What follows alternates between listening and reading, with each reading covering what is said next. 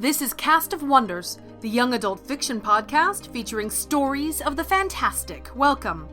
Episode 202 for March 20th, 2016. Our story this week is the chilling Henkie's Fiddle by Bonnie Winslow Christ, originally published in Potter's Field 4. Bonnie is an author and an illustrator living in rural Maryland. She's the editor of the Gunpowder Review and senior editor at Pole to Pole Publishing, a speculative fiction small press.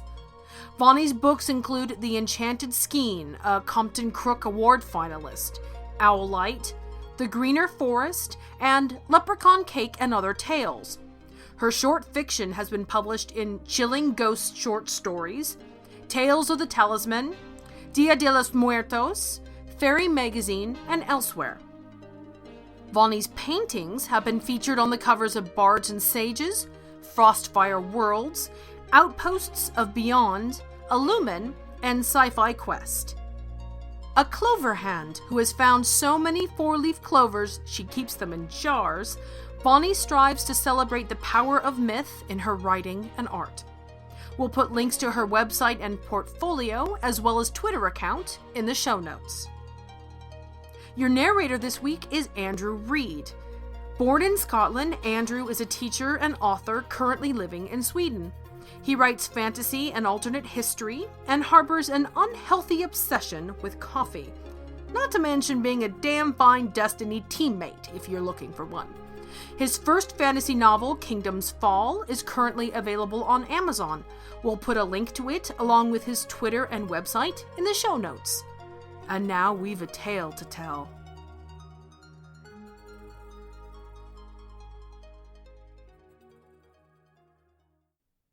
Henkie's Fiddle by Bonnie Winslow Christ. Stirred by a bone-chilling wind, the lone tree in the unsanctified section of the cemetery rattled its bare branches. Duffy had the eerie feeling that Witchman's Oak sensed what was to happen today. He chewed in the hard skin left by a burst blister in his right thumb and studied the tree.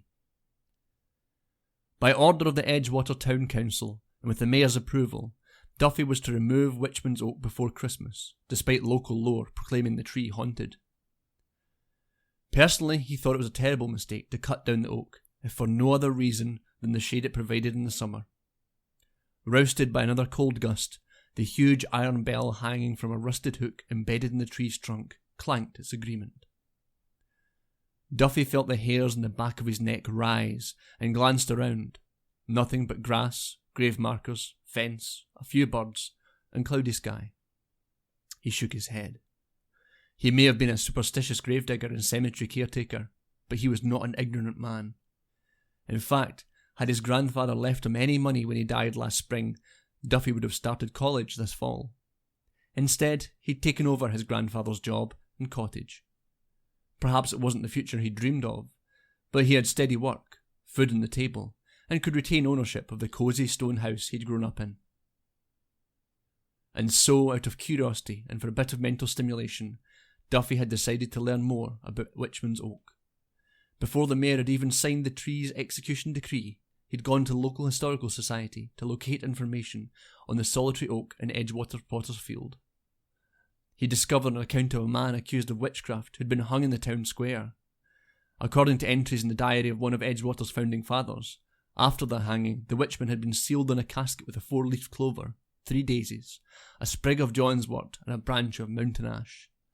Then, the coffin had been hauled to the cemetery. Once there, bread and salt, along with a bit of churchyard mould, had been scattered over the casket. Next, the burial box had been covered with dirt and sprinkled with water from a baptismal font. Lastly, an oak tree had been planted over the grave. Another tattered document stated that years later, a stout iron hook had been hammered into the Witchman's Oak, and a bell secured in the crook of the hook. And there was a faded paper that forbade any other grave or disruption of the sod for 21 feet in all directions. The bell clanged again as Duffy pulled the starter in his chainsaw. The mayor and town council were penny pinchers. That unfilled ground in the middle of the pauper section of the cemetery looked like a waste to them. Once the oak tree was gone, he had no doubt they'd find a way to charge a fee for burying the poor and unidentified in the newly available space. he swept his sandy-coloured hair out of his eyes, crossed himself just in case, and began the task of cutting down Witchman's Oak.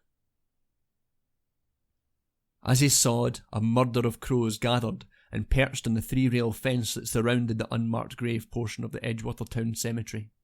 Fastidious creatures, they preened their glossy black plumage, then polished their beaks on the fence rails.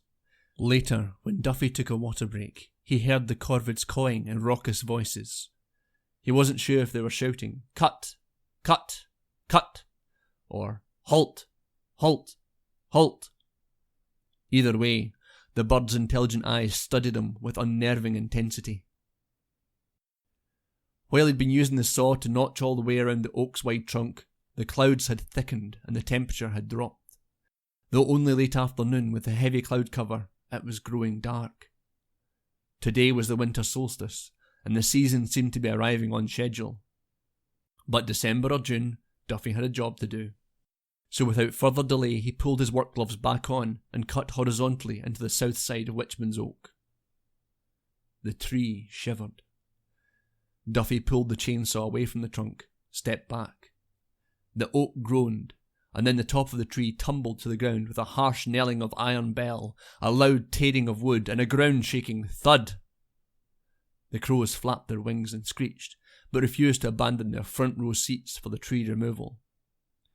Duffy looped a thick chain around the severed trunk, attached the 2 end links to his tractor, and hauled the gnarled treetop to a refuse area at the rear of the graveyard, not far from the caretaker's cottage. Once he'd unhooked the chain, he attached a small wagon to the rear of the tractor and chuffed back to the stump. He'd turned off the tractor and climbed down from its seat to load up his tools for the day, when the ground began to tremble. As the earth quaked violently for about 30 seconds, Duffy was knocked to his hands and knees.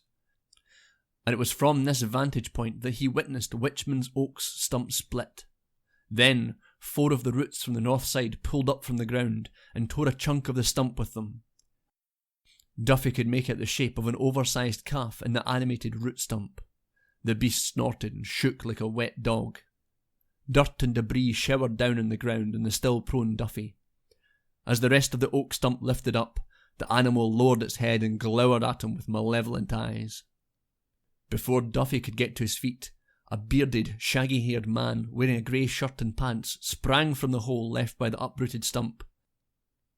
With a motion as smooth as the swing of a baseball bat, the man in grey pulled an axe from his belt, jumped to Duffy's side, grabbed him by his shirt collar and with impossibly big hands, and pressed the axe blade against the skin of Duffy's neck. "Name," ordered the man in a gruff voice. "Duffy Irwin."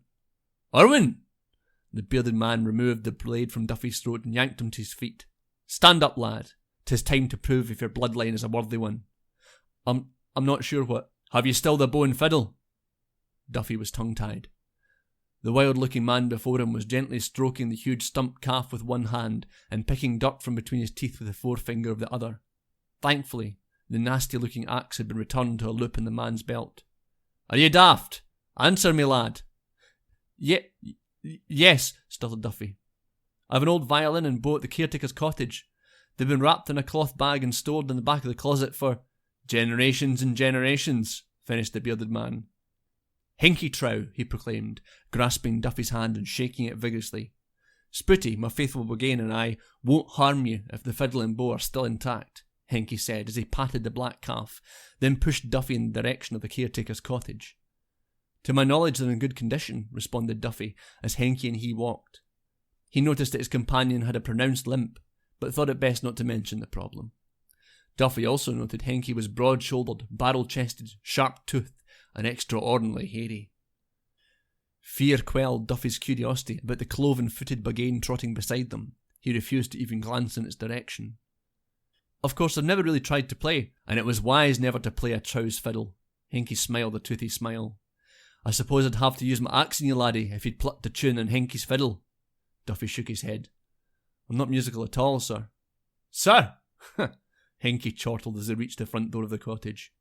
"Stand watch, Spooty," he added with a wave of his hand. "You may consume any who approach." The bearded man turned to Duffy. "Invite me in, lad, and show me my fiddle." It took what seemed like hours to Duffy for Henkie to meticulously examine his bow and fiddle and proclaim the instrument unharmed. He tried to sit unnoticed on a bench near the fireplace, but his guest's glittering black eyes monitored his every movement. When Duffy scratched his nose, Henkie lifted his head and watched. When he tilted his head back and forth a few times to try and release some tension, Henkie pursed his lips and peered in Duffy's direction. "Darkness," said Henkie Trow in a voice loud and deep enough to make Duffy jump. "Darkness, Yuletide, axe, bow, and fiddle are all that's needed for settling a blood debt. Of course, a bagain eager to wreak havoc is a bonus." Henkie chuckled and began to sharpen the blade of his axe.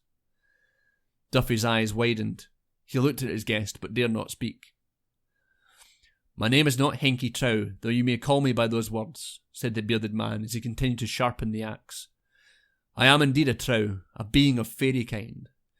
Trows rarely choose to initiate trouble with men, but will not back down from a fight." Henkie rubbed his elongated thumb along the axe blade, nodded, then spoke.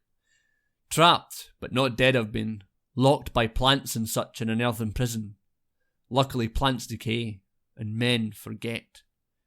Once the iron bell was removed by you, laddie, Spooty and I were as free as birds." As if on cue, Duffy heard a tapping at the window. There on the other side of the glass were the crows from the graveyard. He scanned the room. Feathery faces with bright eyes were pressed to glass panes in every window. "Spooty and I lived by the river when the first men arrived," explained the Trow. "They named their settlement Edgewater and soon coveted the land by the river bank where I resided in a small green hill. I was happily tending my gardens and playing my fiddle when they plotted to take what was mine." Henkie stomped his feet. The whole cottage shook. "Charged I was with witchcraft. A Trow with witchcraft!" He scowled, then looked at Duffy. Unsure how to respond, Duffy shook his head and did his best to appear shocked at the very thought of a Trow charged with witchcraft. His expression of dismay and outrage seemed to satisfy the burly Trow, who resumed his tale. "4 liars told untruths. A dishonest judge found me guilty and sentenced me to death. And then those 5 foolish men took possession of my land and my gold." Henkie wagged a finger in the air, then ran it across the front of his throat like a dagger. 5 foolish men who turned a friendly Trow into a haggersnash. Duffy wasn't certain what a haggersnash was, but he was certain the word had to do with anger and revenge. "Are those families still bullying the people of Edgewater?" asked Henkie, prior to rattling off 5 surnames. Duffy couldn't suppress a gasp. The Trow had named the mayor and 4 members of the town council. Their families were the wealthiest and most powerful in the county. "I don't want to get anyone in trouble, sir. There are some people with those—" "I can locate the villains myself," said Henkie as he stood. "But to make certain your kind-heartedness doesn't get the best of you, I'll be keeping you an eye shot. Grab your coat, lad of Irwin blood, for tonight you ride the winter wind astride old Spooty." Ignoring his protests, Henkie dragged him out the cottage door.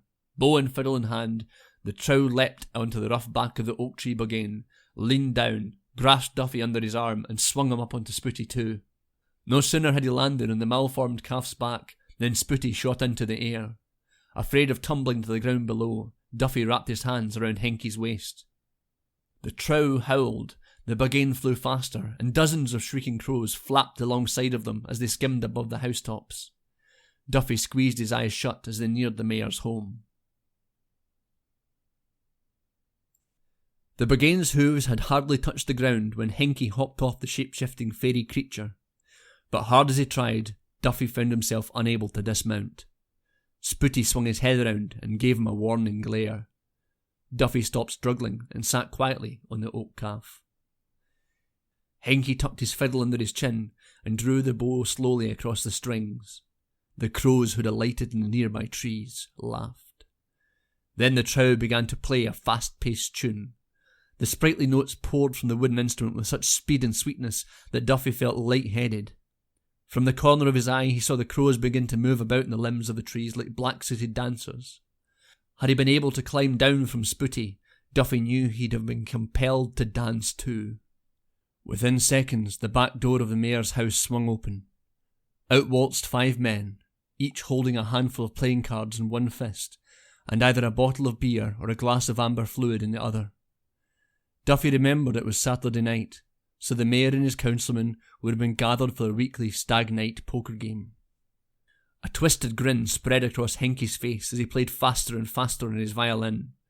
The trow nodded at Duffy and the Buggane, turned towards the river, and began limping his way to the mayor's boat dock. The mayor and the councilman twirled and two-stepped their way across the lawn and down the path behind the fiddling trow. The crows, still laughing and moving their thin legs in time with the music, flew above them. With a snort, Spooty trotted after the enchanted parade. Still unable to dismount, Duffy had a sparrow's ticket to whatever was to happen next. And as Henkie stood on board the mayor's boat wielding his magical fiddle, Duffy knew it wasn't going to be pretty. And it wasn't. As soon as the mayor pirouetted onto his boat, the trow struck him once on his head with the broadside of the axe. The mayor dropped like a stone to the deck. Henkie repeated the process with each of the 4 town council members. When the descendants of the 5 foolish men who condemned the trow and stole his land and wealth sprawled unconscious, Henkie took his axe's blade and slit each man somewhere on his body. After the blade had tasted the blood of the 5 men, Henkie nimbly hopped from the boat to the dock. The crows who now danced on the dock's planks and pilings cheered. While chanting the language that Duffy didn't recognise, much less understand, the trow hacked a large hole in the vessel's starboard side. Whistling a shrill tune, the trow next untied the boat and shoved it away from shore. As she drifted out into the current, Duffy saw the words, "Money or nothing," painted boldly in the boat, and shivered. Suddenly the trow resumed fiddling with renewed ferocity. Fish of all sorts jumped upward from the dark waters of the river.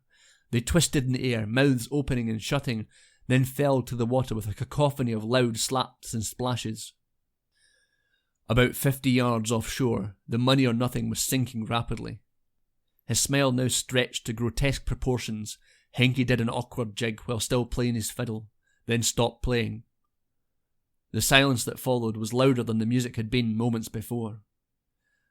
The trow gazed directly at Duffy, again made the knife across the neck motion with his forefinger, then pointed at the mayor's half-submerged boat. "Eat!" shouted the trow in a voice that rumbled like snow thunder.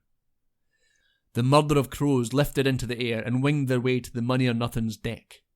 The thousands of fish swam to the vessel and surrounded her with a ring of shimmering, squirming, scaled bodies. As the feeding frenzy continued, the Buggane rose up on its hind legs.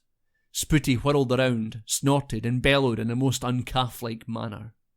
When Spooty stopped dancing, Henkie jumped onto the Buggane's back in front of Duffy. "Away!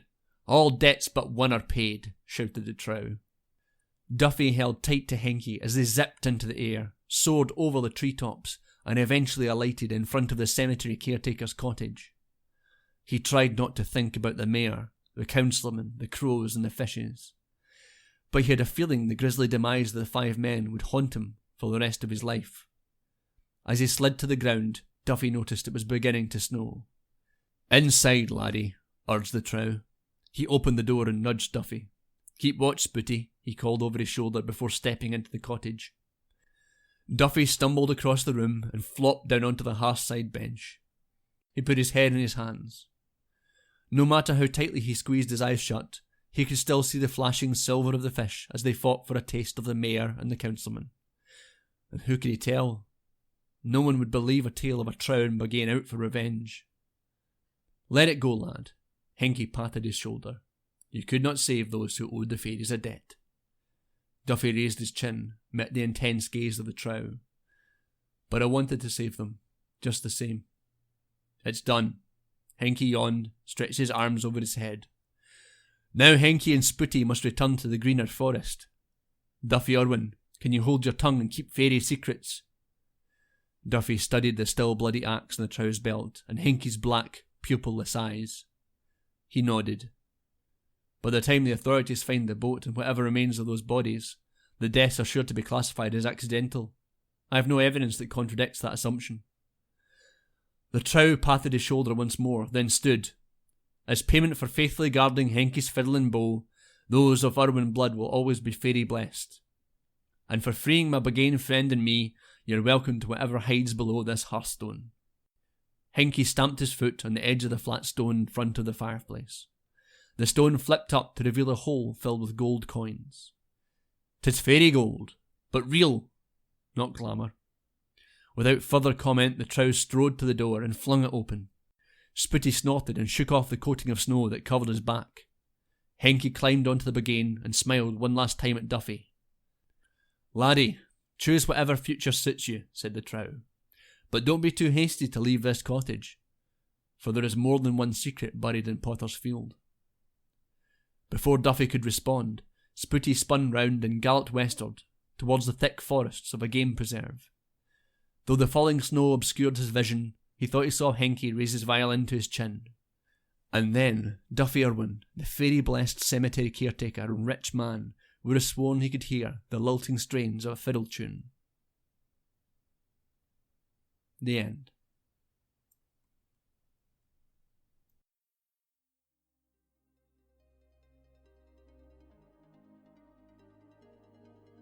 Vonnie told us she wanted to write a story about an unmarked grave, but something outside the usual. She combined lots of folklore and selected two lesser-known creatures from fairy, a trow and a bougon, to interact with Duffy. And as this story demonstrates, fairy justice can be cruel or kind. This story also gives me a chance to talk about a recent change we made to our submission guidelines. Words like folklore, mythology, and fairy tale have different meanings depending on their context. Some of those meanings are academic, like mythology, referring to an unknowable past, sometimes with religious elements. Other terms, like fairy tale, get used in a generic way when, really, they aren't. Especially when they're used to describe stories from completely different cultural backgrounds. Vonnie's story is a good example. As she explains, the tale is based in Fae tradition and includes literal, though lesser-known, fairies. It's a good description to call this story a fairy tale. But other stories, which share that sense of unknowable wonder but not the same cultural underpinnings, also get called fairy tales. For example, think of the Dun Horse, a Pawnee legend, or She Sleeps Beneath the Sea, with its definite sense of wonder and Southeast Asian foundation. We prefer the word wonder tale as a generic description of speculative fiction stories based on classic or historical cultural narratives. No fairies required, and no European origins implied. You can read more about our thinking behind this change in a recent blog post and on our submission guidelines on the website.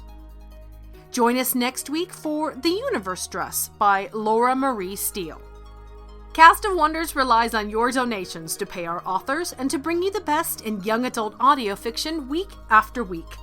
If you've enjoyed this story, please consider making a donation using the PayPal button available on our website. Every one-time, or even better yet, a reoccurring monthly subscription really helps, and you have, as always, our heartfelt thanks.